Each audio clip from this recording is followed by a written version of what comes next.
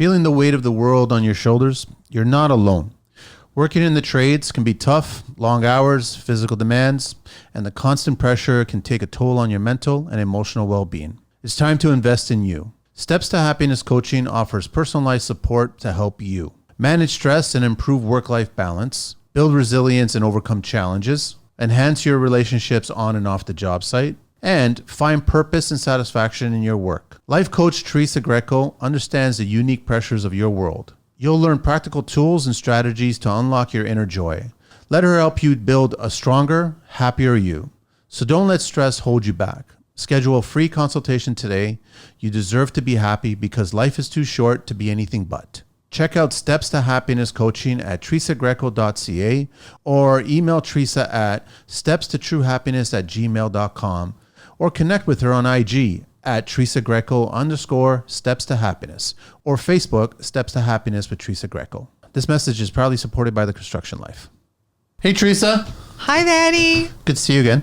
I know, it's always so good to see you. So we actually, off mic, we were just getting started. We were talking about how your happiness is at 90%, and I was joking and not joking that mine's at 10%. Yeah. And that's what we want to talk about on this show. We want to figure out how do you get to 90 and how most people are never anywhere near 90. Yeah. Yeah. It's all strategies.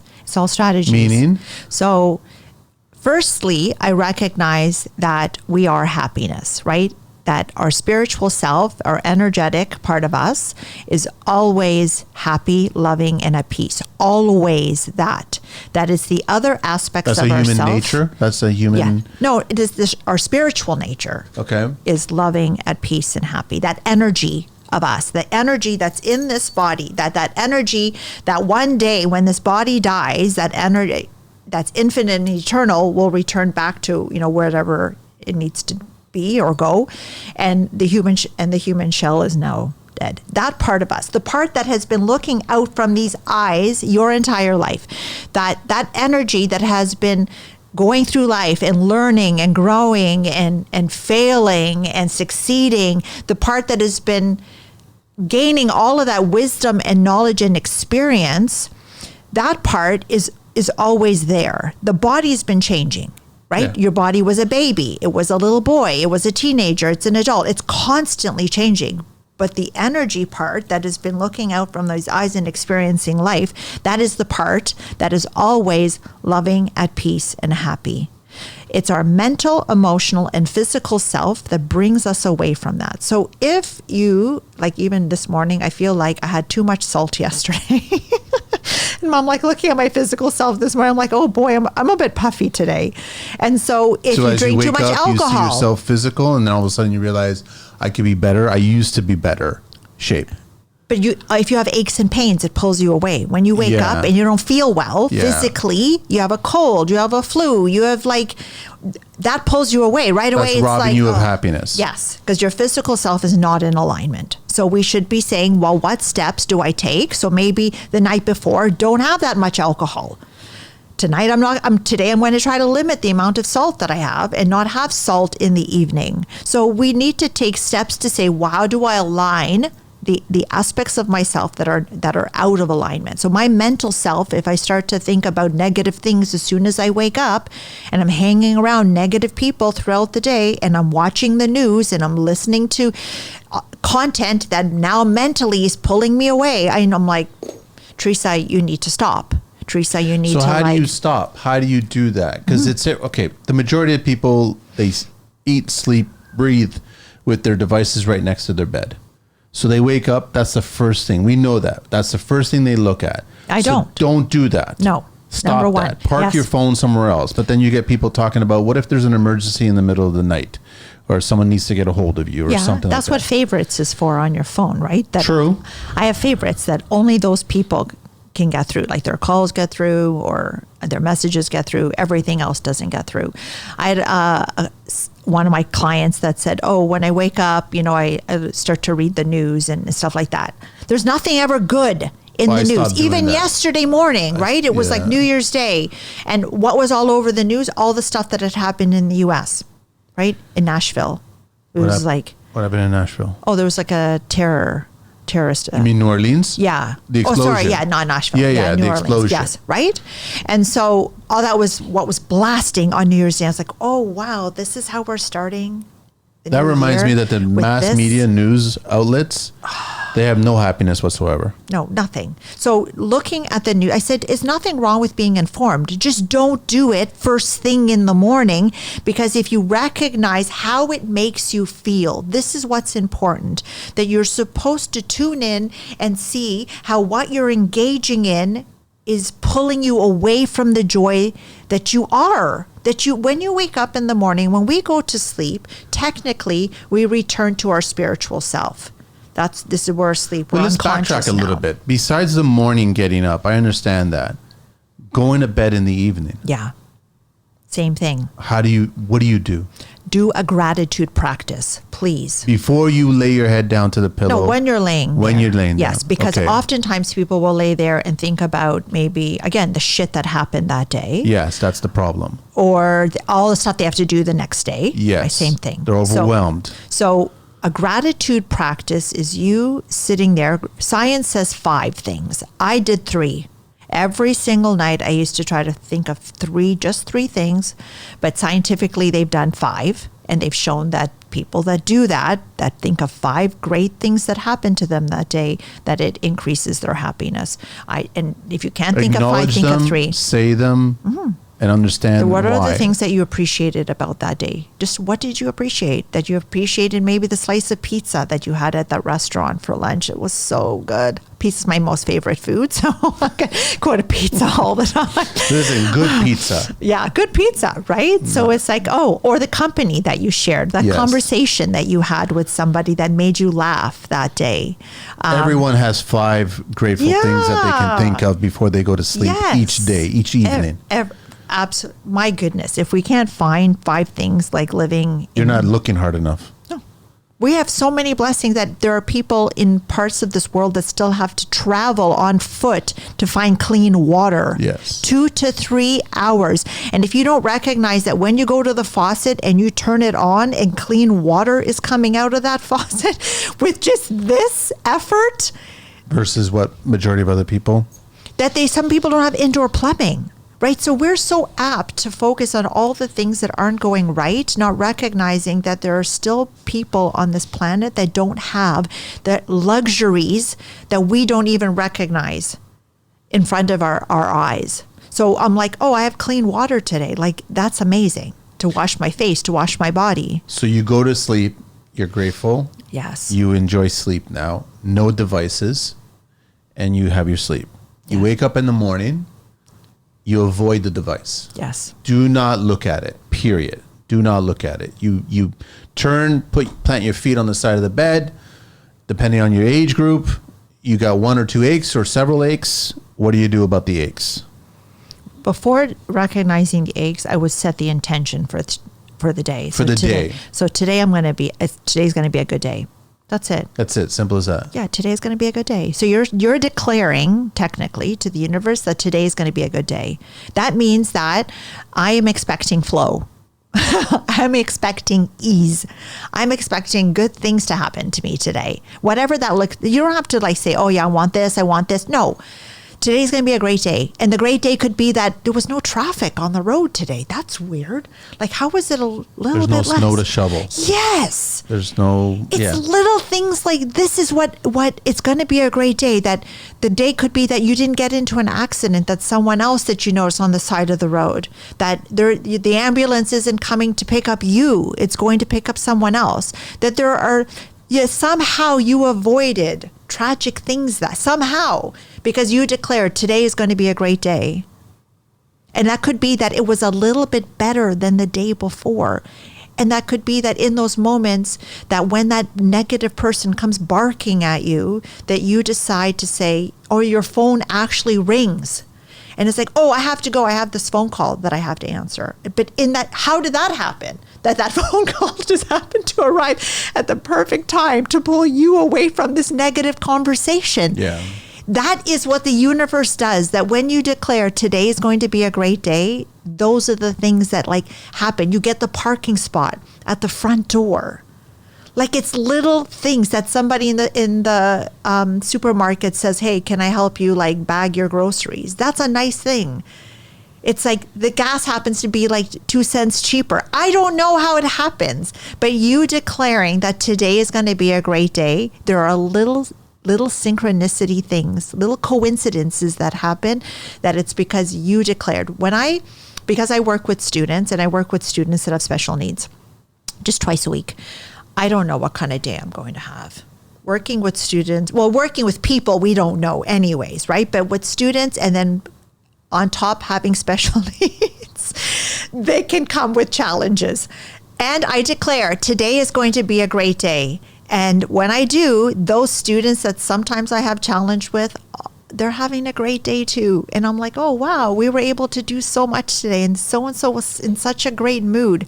And so actually wanted to come and work with me today. Like I don't know how it happens, but you are setting an intention. And what does it hurt to say today's going to be a good day? It doesn't hurt at all. And then you step foot on the ground and you start. But the expectation is you are setting the expectation that today is going to be a great day. And I don't know how it happens, but there are little things and technically at the end of the day, you could think, well, maybe if you had to rate it, like how good was it? Maybe it was 70%, but then you set the same. Well, that goes back to your gratitude. You make the list of stuff.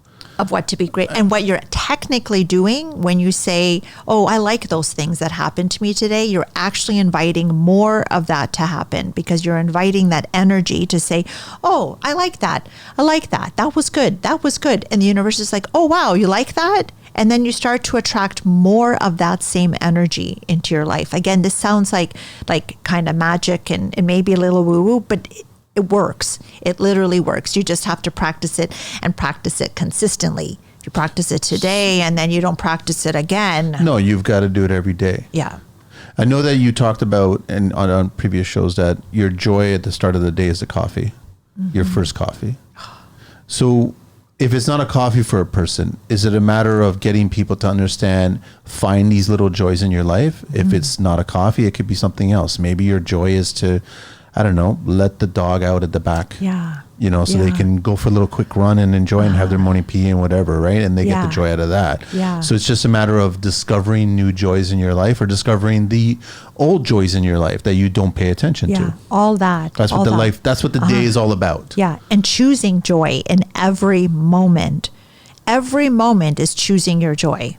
Whatever that is, with every little choice. As I said, when you're going to make something to eat, you're technically creating every time you make something to eat, or you're choosing something to eat, and you're going to choose what is going to make you a little more happy in that moment. When you look at a menu, you think, what do I feel like today? And what's going to bring me, so it's going to bring me a bit of joy, whether it's that steak or that pasta or that pizza. What is going to give you a little bit of joy? And if you can share that in great company, that brings a little more joy. And that when you search the TV for like a show that you want to watch, you're searching joy. You are literally searching joy in every moment. But if you become aware of it to say, okay, what choice? Then you recognize that throughout the day, you've been choosing joy.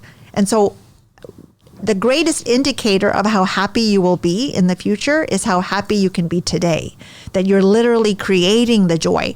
But oftentimes we displace joy to somewhere in the future, and we'll say, we'll be happy when we achieve, right? When I pay off my mortgage, when I find that perfect person, when I go on that vacation, when I can afford that handbag, when I can, whatever it is, it's somewhere out there. But when you buy all these things or achieve all these things, you don't find the happiness. No, for 3 days to a week, maybe, right? You're like, oh, yeah. But then you're like, now what?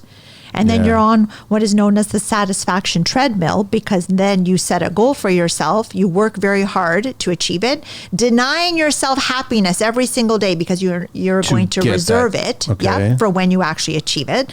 Then you get to the top of the mountain. So if you could look that you're at the bottom, you set a goal for yourself. You work, and you're waiting until you accomplish this one big thing, right? So what are you working towards? Because I kind of know, but what are you working towards that you're climbing this mountain to get to the top of that?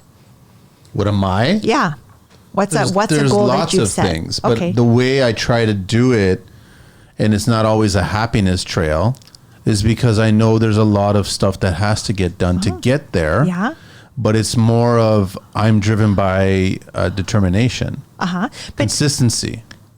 But that's so the idea that you said that is not a happiness trail getting to the top of the mountain. But it should be. Absolutely. Every single day you should be, because happiness is found in the present moment. My question that's asked and then I answer it with discipline and persistence. Yeah. But how that's not a negative thing.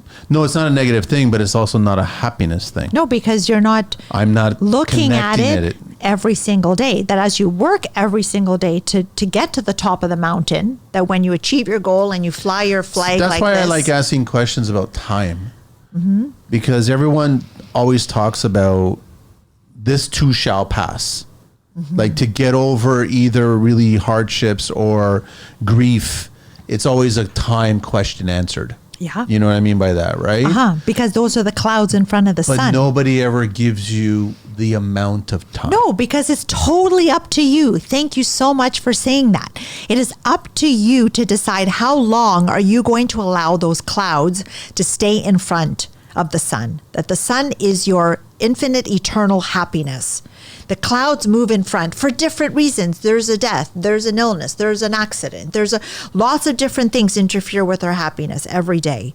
You decide how long do you want those clouds to stay there. We're the ones in control of the time. How long are you going to allow to unpack your bags and stay in the misery?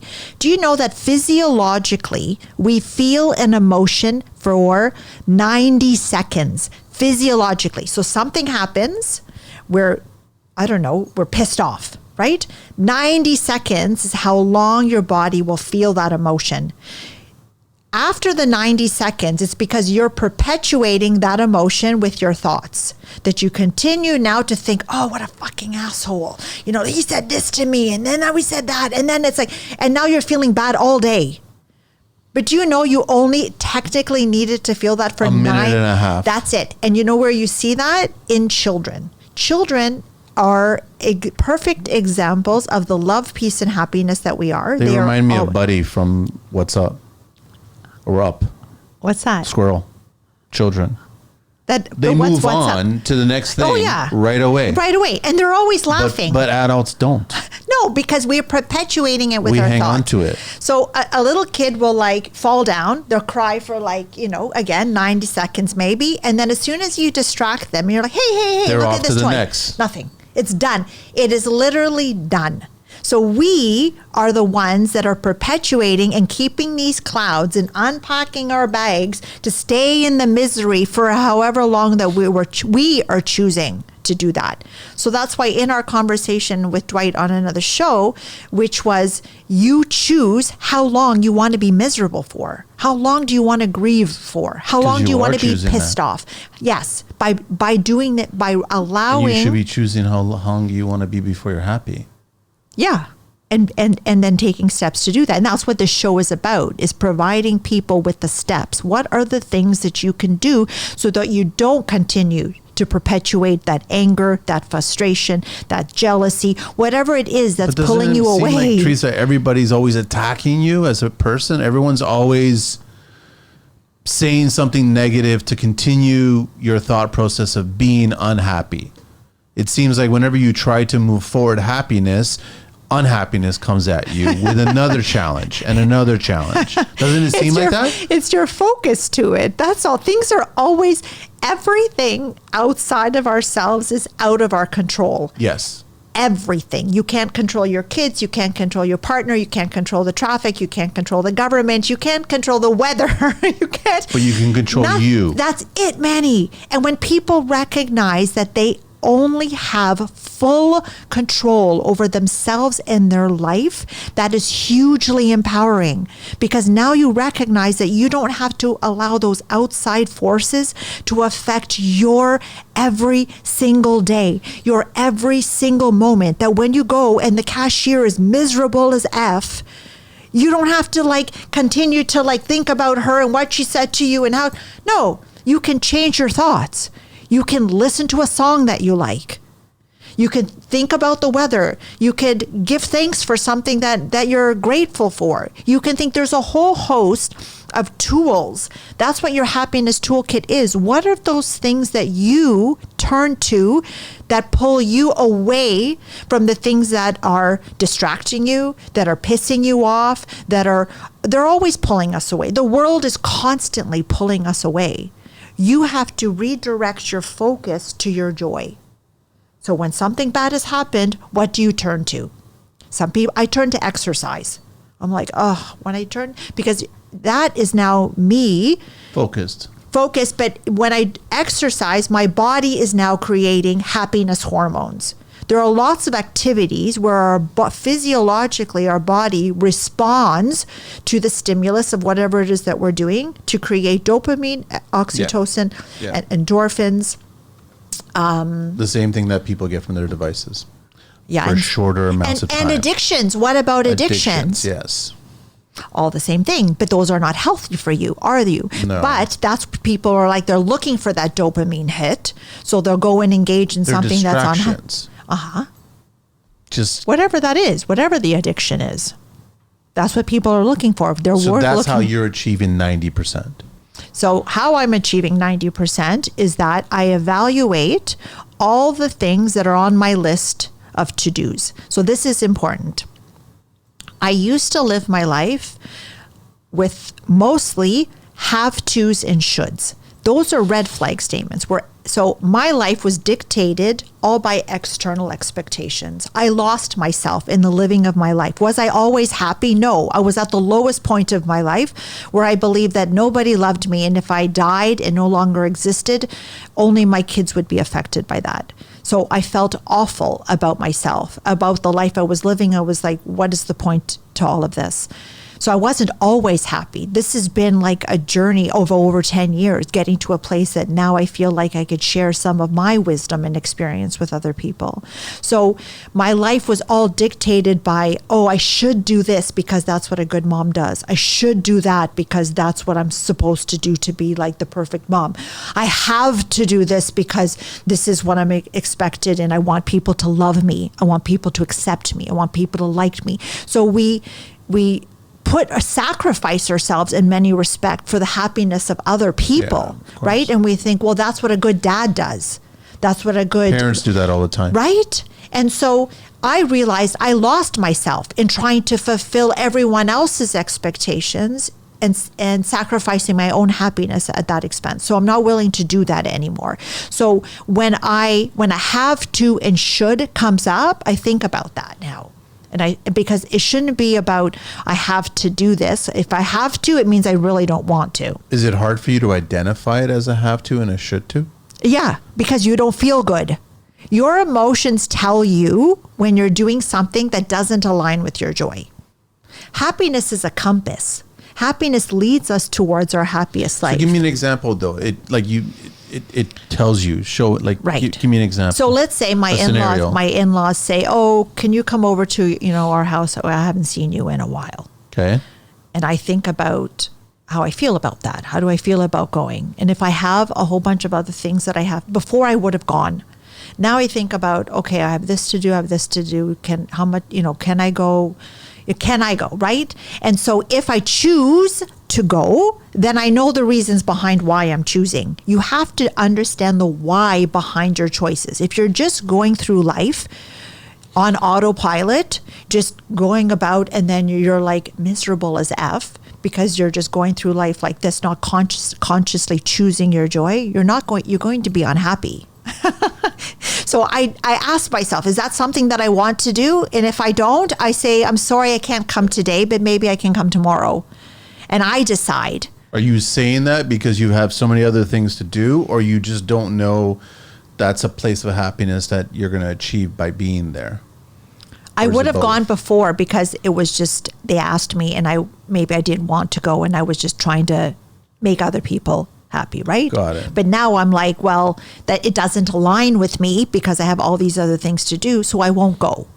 So how many times do we have people that ask us to do things, but does it align with you? But do these people turn around and go, you're selfish, you're being selfish, you should be a little more... That's on them. That has nothing to do with you. Other people's thoughts and opinions have nothing to do with you. Nothing. That's why we shouldn't even care about them. They have nothing to do with us. And if they want to think whatever they want, you have no control over that. So you could just turn around and just say, well, listen, that's one way to look at it, and walk away. That's it. That's it. So you choose. So 90% of my to-do list now, because I have lots, that I'm involved in so many different things. All the things on my list are all things that bring me joy. I have eliminated the things that don't bring me joy, eliminated the people that don't bring me joy. So, and I have to, when I start to feel stressed and overwhelmed, I'm like, Teresa, look at your list. Look at the things that you do every single day and pinpoint what is stressing you out on that list. I recognize it and I eliminate it. So it was like, oh, wow, hanging out with those people last week actually didn't make me feel very good. I don't think I'm going to book more time to spend with them. So it's looking at it. What are the things that are robbing you of your joy and ensuring that the things that you do every single day. Now, not to say that we don't do things that don't bring us joy. We have to. Some people work in jobs, like, as you know, in the trades. That's hard work. That is so hard work. So then you have to understand the why behind why you're doing it. Why are you a business owner? And maybe you don't want to have 100 employees. Maybe it would be better if you had 10. That is within your control. And you can take steps over time, of course, not, I'm letting 90 people go. Take steps to bring the workforce down to 10 because you recognize that you had way less stress when you had only 10. Always recognizing what you have control over. Yes. Which is you and your actions. That's it. And that's it. So regarding other things that are involving other people, then what do you... Nothing. You're just fighting a battle that's never going to be won. Never. And it's just going to consume, and you're taking that 90-second emotion and you're turning it into a 24-hour workday, period time. How about days, weeks, months? It turns into weeks, it turns into months. Yeah. So, I mean, I guess it gets a little more challenging when it becomes family, especially with the holidays just passed, where there's a lot of demands put on certain people. Mm-hmm. I've seen fights and I've heard of fights about people not agreeing to do one thing or another thing, or I'm not going to bring this dish, or I'm not going to be showing up at this time, or it's like everybody's trying to figure out what's the best of the lesser of the two evils, or whatever is going on to try to please, when the truth is just control what you can control. That's it. That's all we can do. That's all that we can do. You show up on time. You bring the dish that you want, and not that's why people that gossip, people that it's all outside of you. How does that, I don't even understand how that brings you any joy. It doesn't. It robs. Totally. And it takes away time that you could be focused on building your own joy. So if these people don't want to show up at that time, well, what can you do for that 1 hour to bring yourself a little more joy? Maybe picking up that book that you always wanted to read and you didn't have a chance to do that. Going for that walk that now all of a sudden time's opened up, you can go and do that. You can make that dish that you always, whatever are those things that for you are in your toolkit that you can pull on to immediately bring you back to that place of happiness inside of you, whatever that is for you. So just ask yourself over and over, how much of this can I control? What can I do about it? Period. That's it. Simple. And whatever else externally, I don't have a say in it. They're going to react. They're going to say, they're going to do. Uh-huh. All you can do is control your response to it. That's it. And how much you want to carry it. Yes. Yes. Whether it's 90, I like the 90-second thing. Because if you could let it go like a child, you'd be a lot happier. Yeah. Yeah. And we can by distracting ourselves. That's why sometimes when we're going through a lot of shit, it's good to go to work, because it gets your focus away from the stuff that's upsetting you to focus on something else for 8 hours of that day. And then you can go back and deal with whatever it is that you have to deal with at home or whatever. So distractions are not a bad thing. Healthy ones, of course, healthy distractions. How do you deal with, so as we get older, loss of life it almost becomes chapter 1. A lot of that starts to happen, right? Mm-hmm. So the older you get, obviously parents go. If you're young enough, whatever, grandparents go.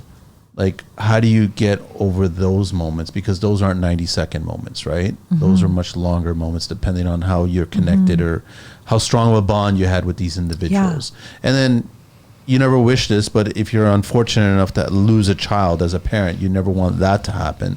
And these are all tough situations in life that will eat away at you, right? But it's just, I've heard people say that you just have to acknowledge that it happened and you have to move on. But that's tough.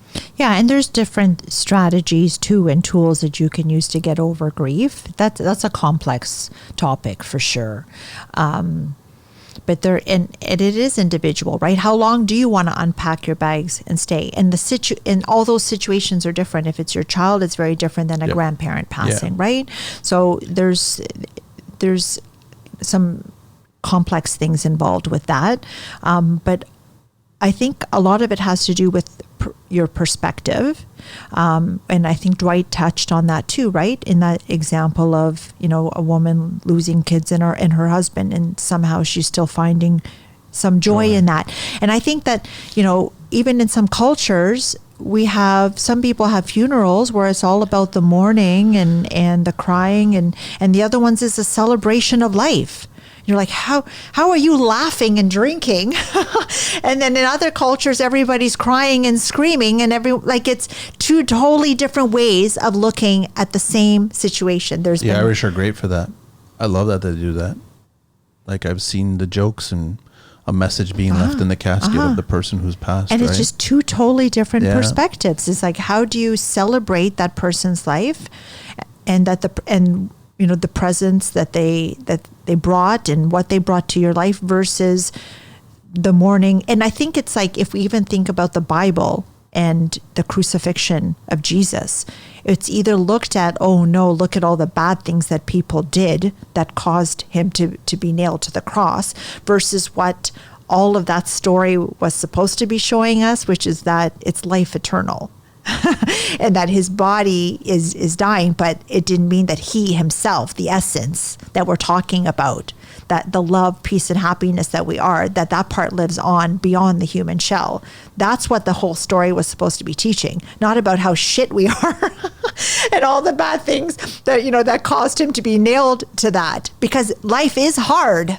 Life is hard. It's like, how do we deal with that? How do we choose our hard? So choosing our hard, for my instructor at the gym will say, choosing your hard means, are you going to work hard at the gym and have sore muscles, or don't go to the gym and now you have aches and pains in your body because you choose. Yeah, you choose.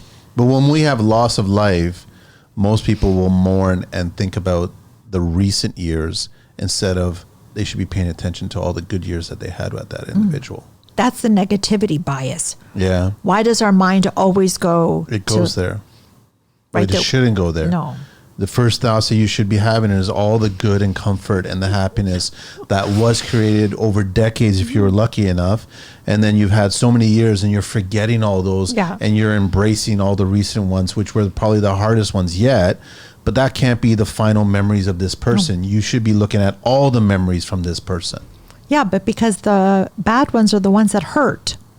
Those are the ones that seem to sting, and we seem to remember the bad things that happened to us instead of all the other wonderful things. Same thing with every single day when we talk about gratitude. Why are we so focused on the couple incidents of shit that happened that day instead of all the blessings, small little blessings that went right, that when I open my computer and it's working, and when I click on Zoom, sometimes it's simple things like this, that sometimes Zoom either, I don't know, mostly it opens and it's fine. I attend then sometimes it's glitched out. I'm like, what is this now? I'm like, 2 minutes before I need to jump onto this meeting. Today it chooses to be needs an update or something it's like these. But then it works, right? And everything's fine. It's these little things of flow that you overlook, that, you have enough gas in your tank to get you to this emergency thing that just happened, that I'm like, that's a good thing, that you have a car to get into. It's working today. There are simple things that are that ease and flow that we talked about, that, when you set that intention, that they're just working out. But when they don't work out, Let me ask you this, Teresa. How does one attract more happiness from other people into their own life? Or do we just do that unconsciously just by being who we are? You know, sometimes you meet certain people and they have a certain aura. Majority of people have a certain aura that's negative because they have whatever's going on in their life going on, and it's red on their faces or what have you. But then how do we, if we're in a happy state and everything's going well, and walk out to your car, it's at a parked lot, and all of a sudden you have a flat tire. Great.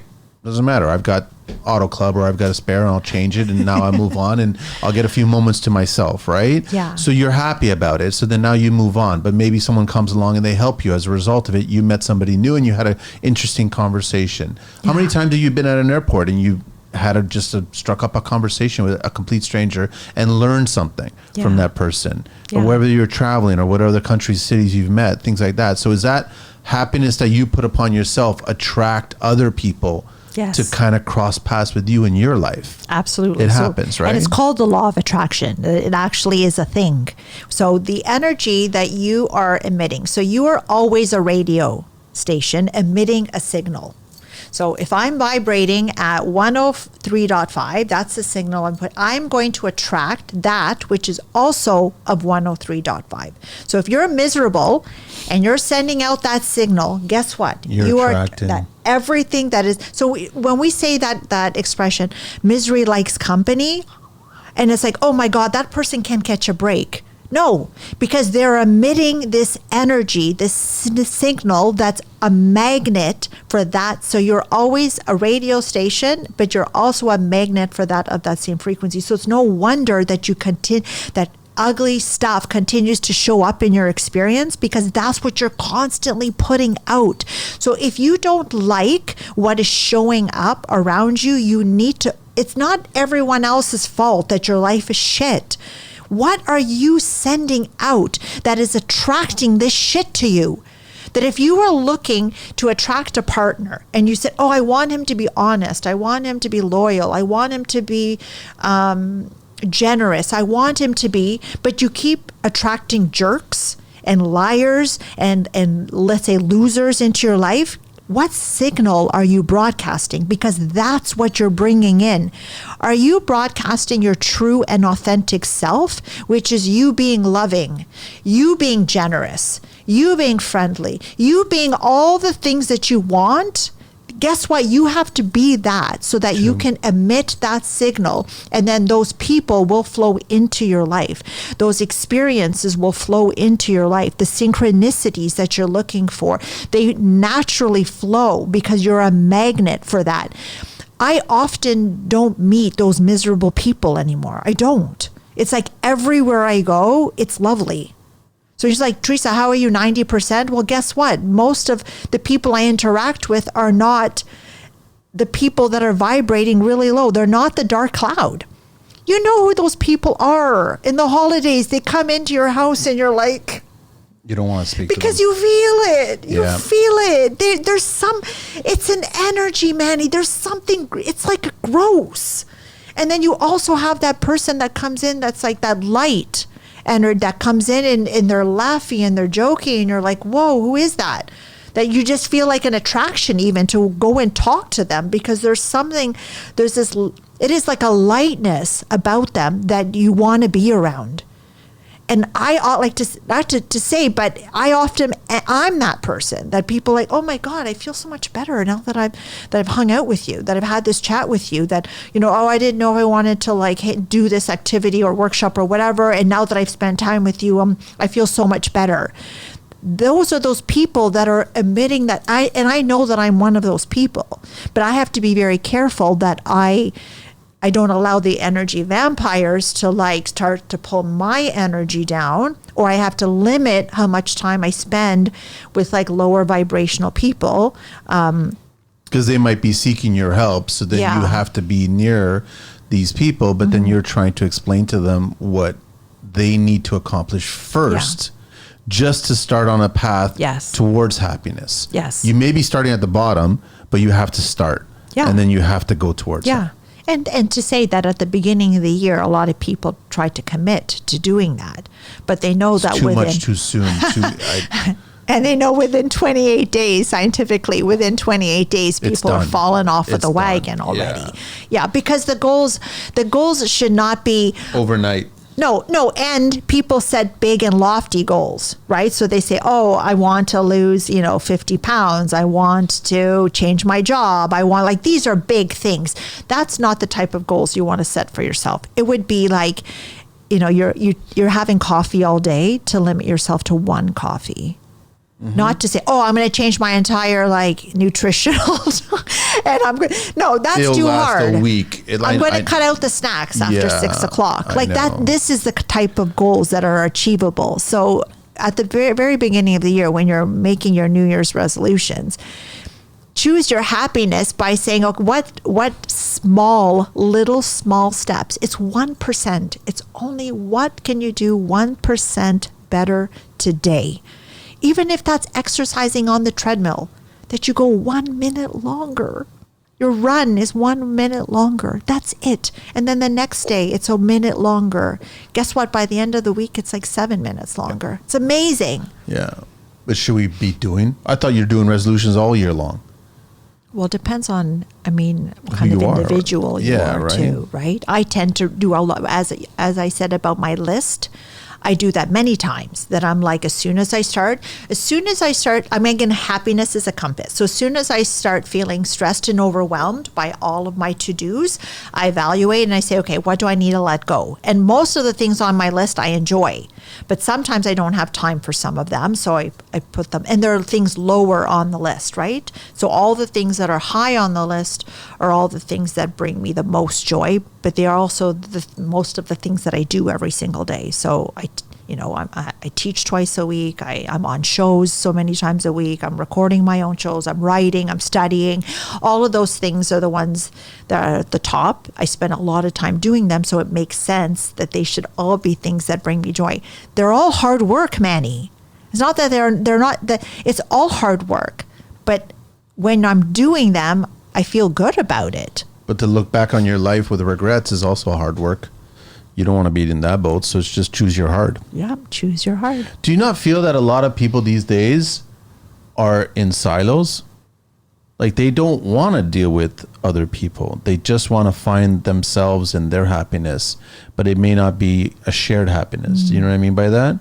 I feel like everybody's in their own planet. Like, they don't want to be disrupted by other people. I don't know. Do you see that? I think that has to do with the selfishness too, and not recognizing that the longest scientific study of 75 years showed that our greatest happiness is tied to the quality of our relationships. So we are social beings. We're not the lone wolf that's there, but that's not who human beings are. That's why COVID was so hard. When the government goes and says, oh no, you can't hang out with other people, was that's the worst thing for us, because we're social beings.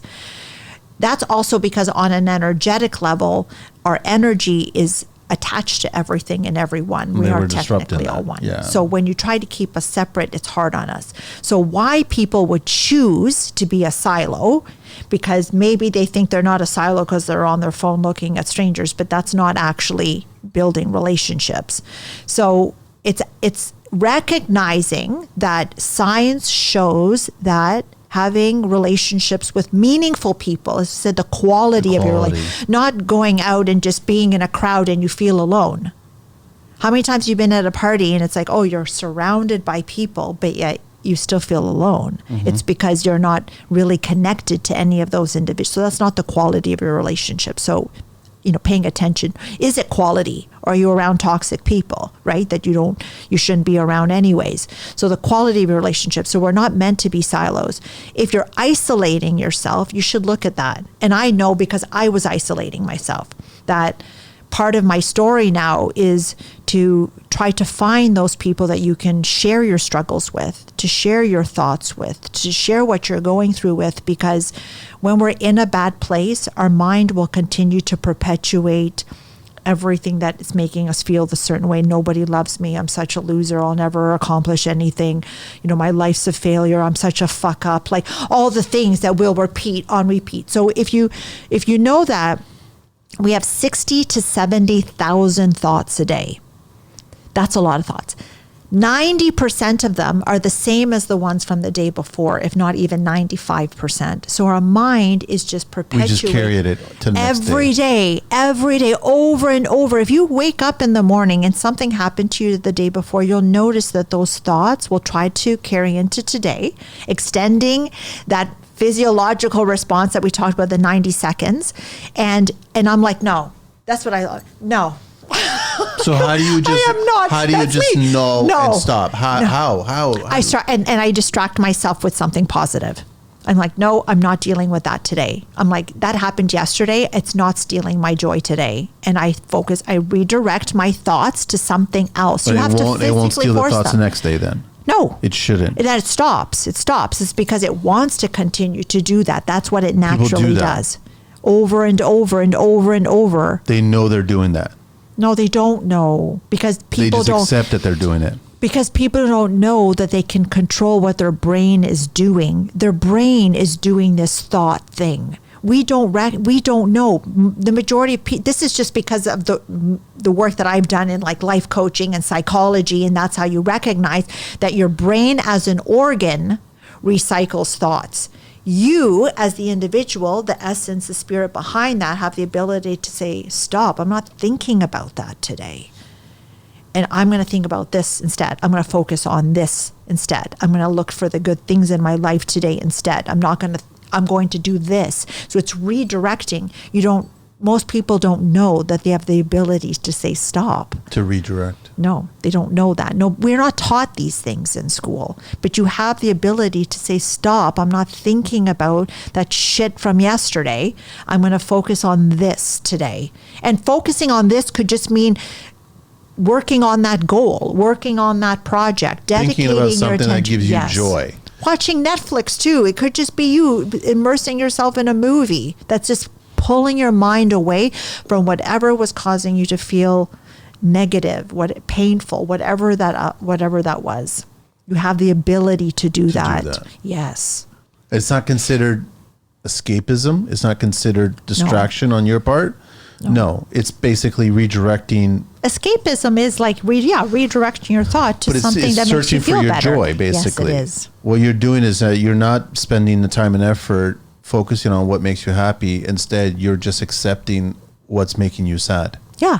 And perpetuating it. Yeah. Over and over. And every day. That's you unpacking your bags, allowing your brain, the brain as an organ, that's what it does. You're not your brain. It's like the person behind the brain.